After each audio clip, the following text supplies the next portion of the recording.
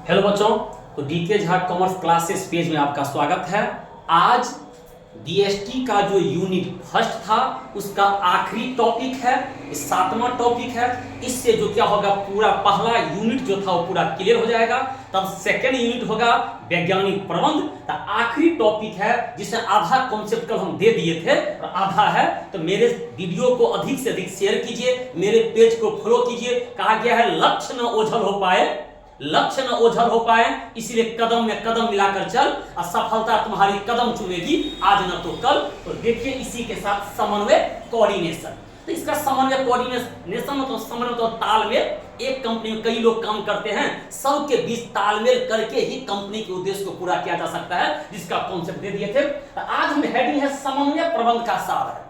समन्वय प्रबंध का सार है, इस कथन की व्याख्या करें। इस तरह का क्वेश्चन रहेगा तो कुछ नहीं करना है। प्रबंध के 5 कार्य होते हैं।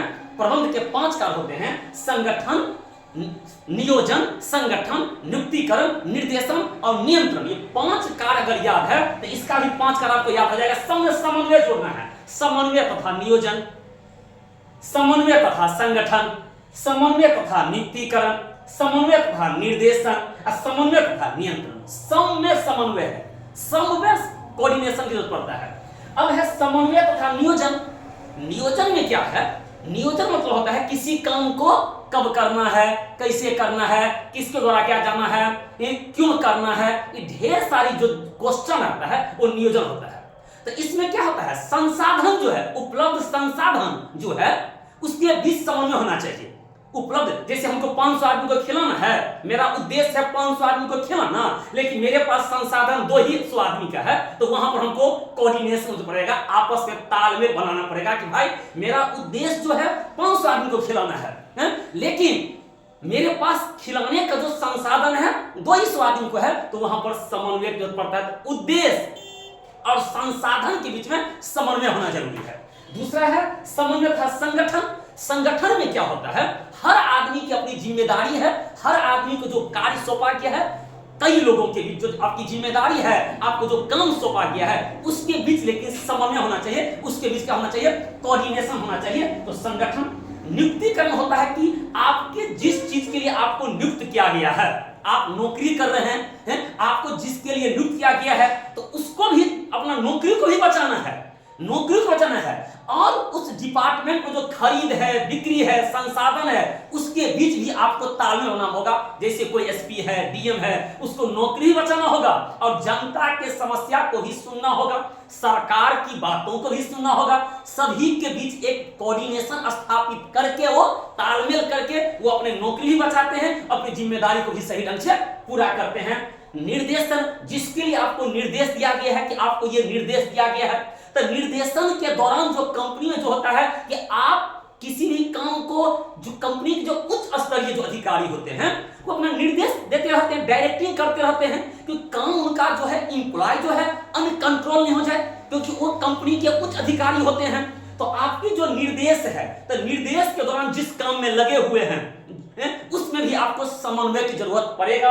और नियंत्रण मतलब होता है कंट्रोलिंग, और माने कि लगाम, कंपनी के जो उच्च अधिकारी जो होते हैं, एमडी होते हैं, सीईओ होते हैं, प्रेसिडेंट होते हैं, ये लोग तमाम एम्प्लॉय में अपना कंट्रोलिंग रखते हैं, नजर रखते हैं, क्योंकि जब तक कंट्रोलिंग नहीं रखेंगे तब तक जिसको जो मन होगा वो कर सकता है। इसीलिए वहां भी समन्वय की जरूरत पड़ता है। तो समन्वय प्रबंध का सार है, इस कथन की व्याख्या करें। ये 5 पॉइंट। अब कल बताए थे 2+2 जो समन्वय के अकॉर्डिंग, कोऑर्डिनेशन के अकॉर्डिंग 2+2 5 संभव है। इस 2+2 जो 5 संभव है, इसको हम कैसे प्रूव करें, तो देख लीजिए। 2+2 = 5, इसको इक्वेशन फर्स्ट, समीकरण फर्स्ट मान लेते हैं। 2+2 = 5, समीकरण फर्स्ट मान लेते हैं। अब देखो 2 अपना जगह पर है, = 5, अब +2 जो है इधर आ गया तो -2 हो गया। तो 2 = 5 में से 2 गया तो कितना हो गया, 3, समीकरण सेकंड हो गया। और 2 के मान को समीकरण 1 में रखेंगे, 2 के मान को समीकरण यहां पर लिख देंगे। 2 के इस मान को 1 में रखने पर, 2 के इस मान को 1 में रखेंगे।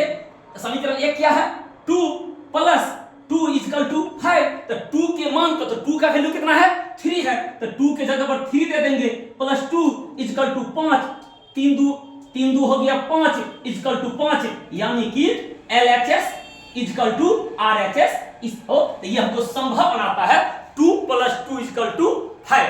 तो ये आपका ऑब्जेक्टिव क्वेश्चन रहेगा, 2 + 2 समन्वय के अकॉर्डिंग संभव है, तो हमारा ऑप्शन दिया रहेगा, तो 5 में आपको टिक मारना है, ठीक है, 2 + 2 इजकल टू 5। इसलिए इस वीडियो ये आखिरी टॉपिक जो कोऑर्डिनेशन था वो क्लियर हो गया।